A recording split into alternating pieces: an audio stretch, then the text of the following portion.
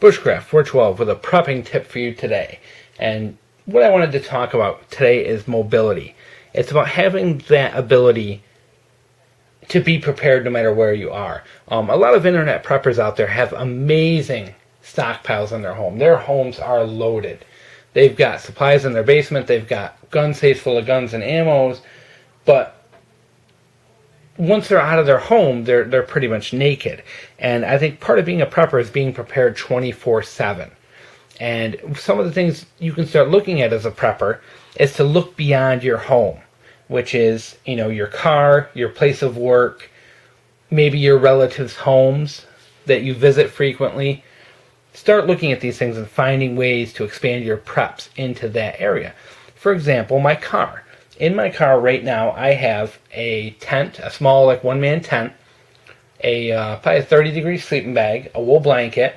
I've got some of my fishing gear. I've got a case of bottled water and some canned goods in there, like that. A couple of flashlights, some batteries, probably a multi-tool, maybe a knife or two. I've got some supplies so I can make it,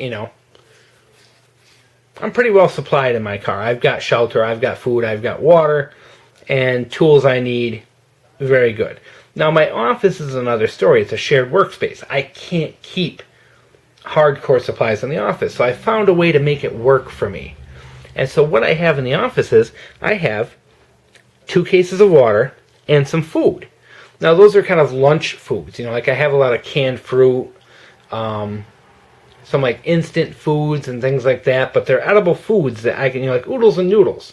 You can put them in cold water and eat them. Yes, it sucks horribly, but you can do it. So I have a case of, of the oodles and noodles. I have some of that instant mac and cheese. I have things like that in my desk in my office, so that if whatever happens, whether it's a small scale disaster or the big one, I've got food and water at my desk. I've got some small tools. I have like a screwdriver kit, a set of pliers, some vice grips. I think some small tools you may need that are in my desk.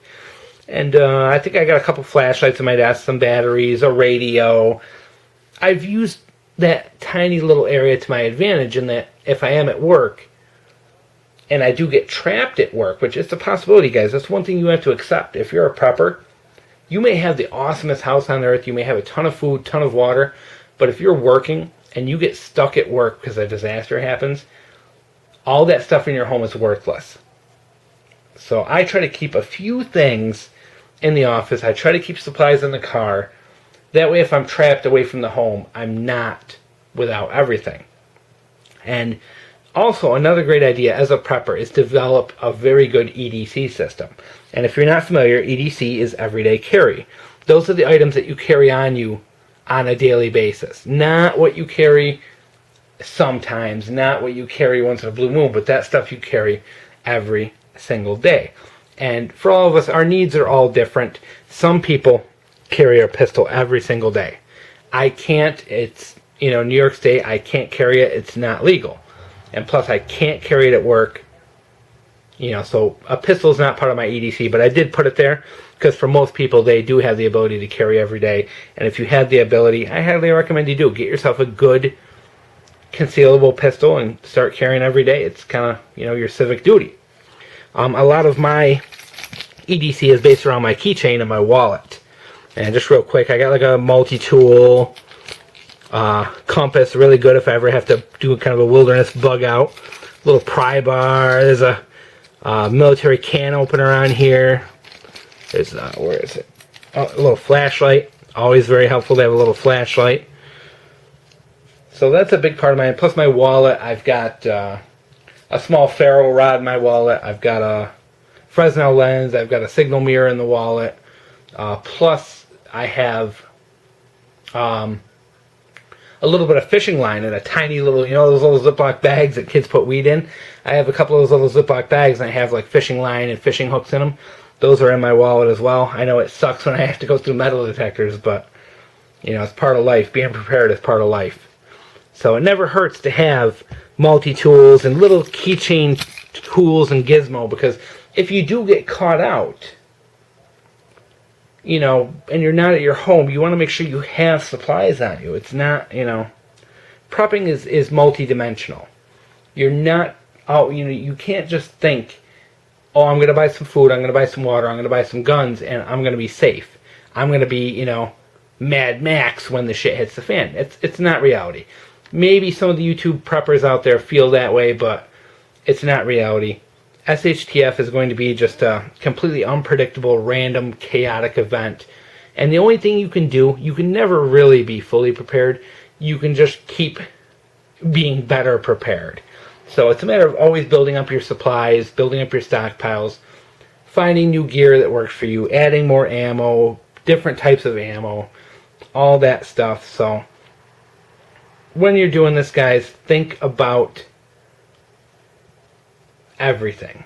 Don't pigeonhole yourself. And you watch, prepper videos on YouTube, and you'll see a lot of guys who have awesome setups. Their basements are just loaded with food. They've got 10 AR-15s and 20,000 rounds, and they've got all this money invested into it, but they have nothing else. Try to go beyond that. Try to go beyond what's popular and what's cool, and think about little things, candles, batteries, sewing kits, things like that. Can you sew? Can you make a blanket? Can you, the more of these little details you think about, the better off you are. Don't forget your car. Don't forget about your place of work. Any place, even if you have a locker, what can you put in that locker? What can you hide? What can you have?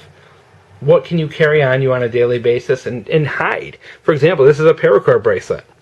This is kind of a fashionable thing to wear now for a lot of people. And this has got a little emergency whistle on it and got some paracord in case of an emergency. You can do a lot if you think about it. And I just wanted to say that because I see these videos out there, guys, and I see these people just with great setups, but you got to go beyond your home. You have to look well beyond your home. And if you do have a bug out location, you should be looking at, can I store that bug out location with items now?